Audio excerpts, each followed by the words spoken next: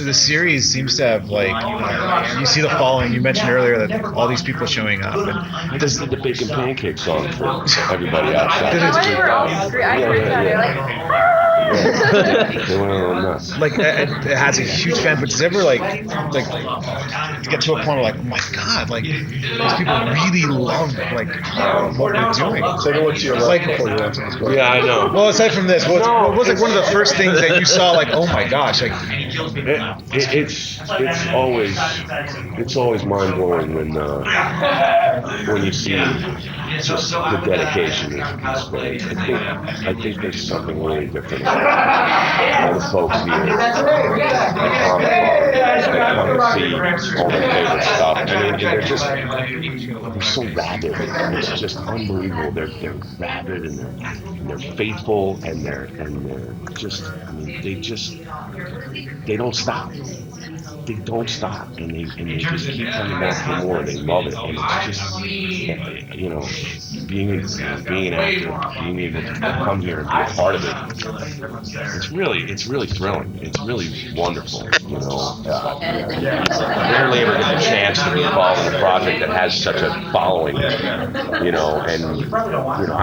been fortunate. I've been involved in a couple of different projects, in a row that have garnered a lot of attention in this world, in this nerd world, in this geek world. And let me tell you something. I love it. I love them. And I'm a nerd from way back, playing Dungeons and Dragons and all kinds of crap. So I'm down. I know what it's about, and I'm really honored to be a part of it.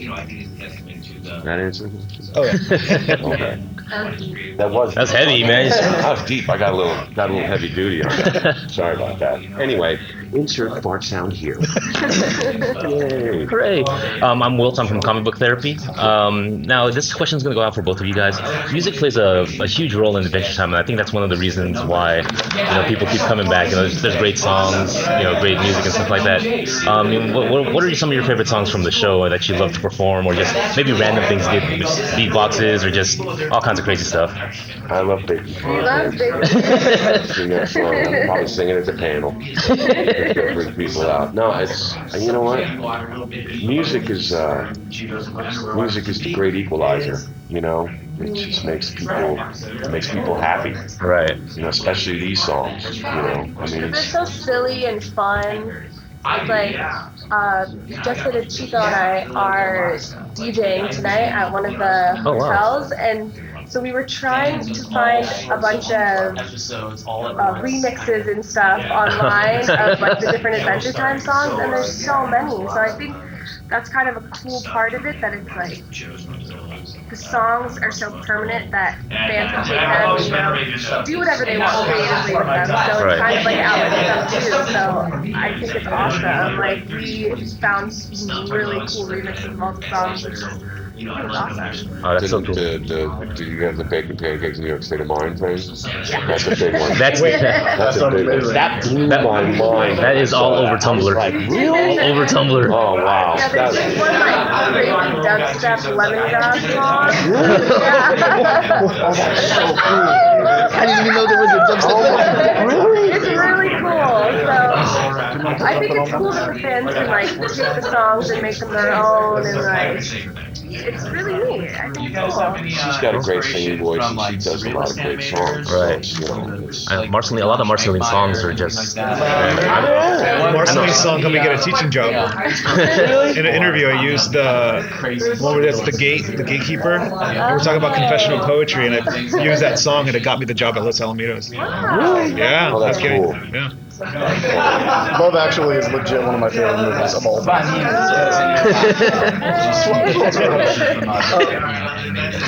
I'm jumping on the question. I asked permission. It's okay. Yeah. Both of you play really emotional characters on the show. Finn is kind of all he's going, but Marceline has that really long history, and she's kind of introduced in a very not tortured but very emotional way. And Jake as a character is very kind of zen and always kind of teaching these life lessons. The coffee cup, I think, is one of the best things that ever happened on the show. How do you kind of approach those characters from an emotional standpoint like that? That's an interesting question. When you're in the room and when you're reading the script and when you got Jeremy sitting next to you and you get somebody in the booth that's filling you in, you just connect to it. It's right there in front of you.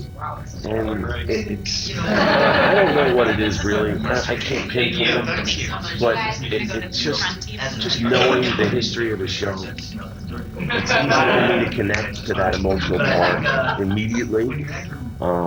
I just think that the relationship between the boy and his dog is classic. It's a classic storyline, and it's a beautiful story. And I think that this show is really able to paint the pictures, paint those pictures and paint that emotional quality. I mean, literally, the artist is painting it. You know what I mean? But it's, I don't know, I guess that's the way I feel about it. It's easy for me to connect to it because the boy loves his dog and the dog loves his boy. I have to take him to the next table. You guys are going to head to this table. Thank you very much. Thanks, guys. All right. Thank you. Ice King and Finn have an interesting dynamic. From the first season, it was kind of really more just protagonist, antagonist. Now it's kind of maybe a little bit like maybe kind of brotherly or kind of maybe father and sonly. How do you guys approach that in the booth nowadays? Because I mean, it's a big change. Like before, you're pretty much just yelling at each other. Yeah, now you got and pretty much standard arch enemy stuff, and now you got Ice King moving in and being a roommate. That's my favorite. He just kind of showed up. Hey guys, let's hang out. I crash at your pad. He's like this loser that won't leave, but he's also a super villain. Right. No, I love the relationship now. I love that it's just like that kind of that. He's just that friend that you can't really get rid of. But deep down, they do like him. Right. Yeah, he's kind of like, I guess I'd fall out if he was gone, but he's sort of a real pain in the ass. He just moves forward. Or siblings like that. But the relationship has changed. Yeah, the show has deepened, obviously, as more episodes and more fan involvement and more success and writers being able to think out to get a little outside the formulaic box and stuff.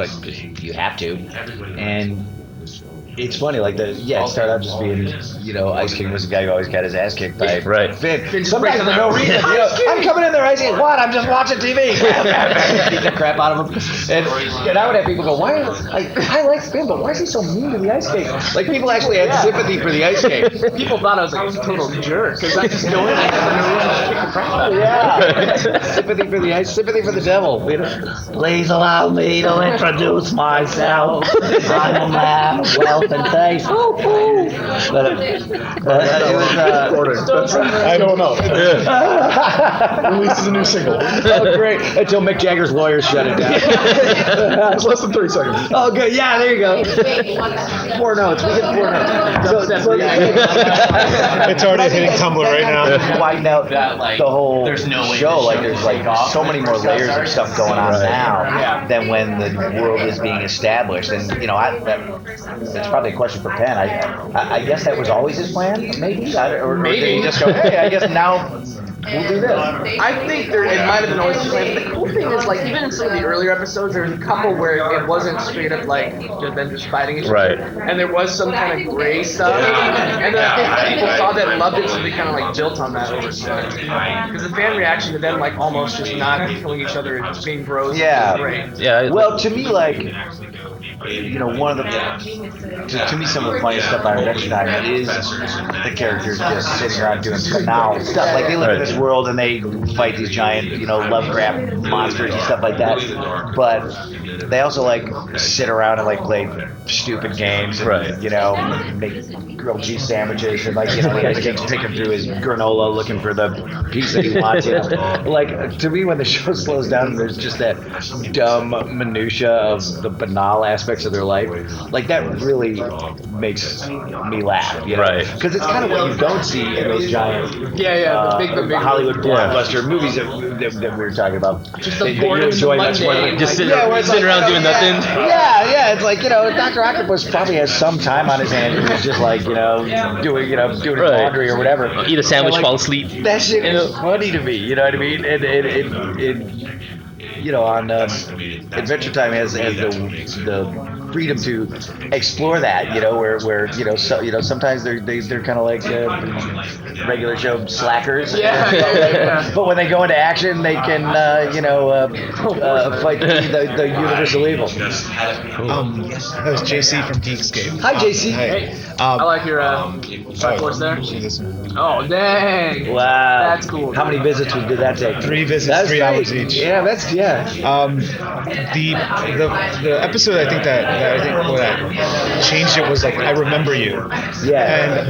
And the reaction. That's the ice cream. The Yeah, reaction the on Twitter and post-apocalypse. Facebook was just overwhelming. Like it just ripped my the feels. Like everyone was just like manly tears. It's just like you got to watch this. I wanted to get your reaction. What was your reaction when if you saw that, like from the fans, of just how the feelings towards the Ice King just changed? Like, Well, I guess the reaction from the fans was kind of the same reaction I had when I read the storybook. You know what I mean? Like the storybook comes to your house and you're like, wow, this is unexpected, in a good way. Wow, this is like, there's not very many laughs in here, by intent, this is kind of cool, they're doing this, and it was all this kind of, in the relationship between that little sick vampire girl, you know what I mean, or those post-apocalyptic ones with him and Marceline, are the same way, and then the Simon Petrikov backstory ones, that we're talking about, like, those ones just,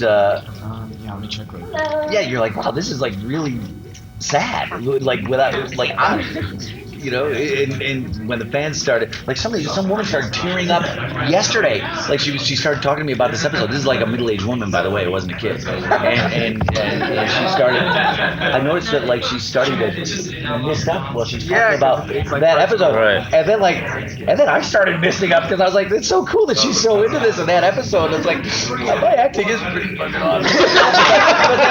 Have to take you. Thanks, guys. She got all misty, man. It was great. And this was a middle-aged woman that was by herself. It wasn't a mom. That's awesome. It wasn't a kid. Okay. Yeah, Sure. Ken Osborne. Hey. Thank you. That's the job. I'm Adam Muto, Supervising. One of my favorite episodes is and the reason for I'm an English major, so because initially with Adventure Time I didn't get it when it first all Smash Shada made it click for me. I was like, holy crap, the show has all this potential to do all this other stuff, and it plays with genre and the characters and I really like that particular episode because the way it sort of converted this sort of classic trope in literature. Are there any sort of other literary fans who want to explore any other books you'd like to take apart and explore through that world? Yeah, I can't think of one right off the top of my head right now. But we do that a lot, actually. Like, that'll be the seed of an episode. Like, that particular episode, we're obsessed with Rosencrantz. Oh, yeah. No, it's awesome. Oh, yeah. It's the Fire Kingdom mystery. Yeah. Okay. He's like, hold on, I gotta think about it a second. Yeah. We were talking about Shakespeare and talking about just palace intrigue and stuff. I was going to see theater major. I went to acting school. So I did a lot of study acting. That's like really great, But I know books. Yeah, I mean, we've had episodes based on other movies. Like, we had one, Mystery House, that was kind of our take on Cube, basically. Stuff like that. Like, video games sometimes, but it's usually not so one-to-one that we compare. That's obviously Like, right. So yeah. Yeah. Do you guys find it difficult, or I guess how do you approach it when there's that balance between sort of silly fun episodes, like a lot of the first couple seasons, and then a lot of the more recent stuff between getting serious and really kind of dark, like the Finn the Dog and Jake the Human, Finn the Human and Jake the Dog. Like those episodes are really not funny, but like in a way that they're really compelling and kind of dark, especially for kids programming. So how do you approach that balance? Like, is there a desire to do like, well, we've got to have some jokes in this one. We've got to. It always sort of goes back and forth. Like those particular episodes, we don't usually go through and say, let's put a joke there, let's put a joke there, because that tends to undermine what that episode was. We just have to kind of counterbalance it a couple episodes down the line. Like right after that, there are like 3 or 4 pretty light, or at least relatively light. I mean, to us. But if we ever go too far, the network they will give us a gentle nudge and say, it's a picture. Was there ever like a network that was like, hey, maybe you shouldn't have this little girl wandering around after a nuclear war? Yeah. Really? Pretty much. Like, this is a kid show, but no one wants to see the roads. Yeah. We're like, yeah, but he's singing the song from Cheers. Yeah, that was basically that episode. Like, let's see how far we can go, and how deep we can go, and then they let us know. We kind of pulled back from the product. What was in there that you had to pull back on? I don't want to say too much, but she was maybe a little sicker than was indicated. Oh man, was a little sadder. They were looking for cold medicine instead of chicken soup. Chicken soup. But then I mean, the term I think it's fine because nobody knows if they haven't seen it. Well, he sees an ambulance and he gets up there and goes, yeah. And now he sees an ambulance, but he thinks it's a food truck, and he's like, that is worse. Yeah, nobody would have known unless you just said it. So yeah, the answer is yeah. But we're sort of aware of that too. If we feel it getting dark, stories are getting too depressing. Yeah, I think even the radical tone. Yeah, even the darkest episodes is like hilarious moments. Yeah, make me feel not bad. No, sorry, it's JC from Geekscape. Is there a land? Would you have all these characters that you've introduced and worlds? Is there a character in land that you wish to go back to that we haven't had a chance to see since its initial introduction?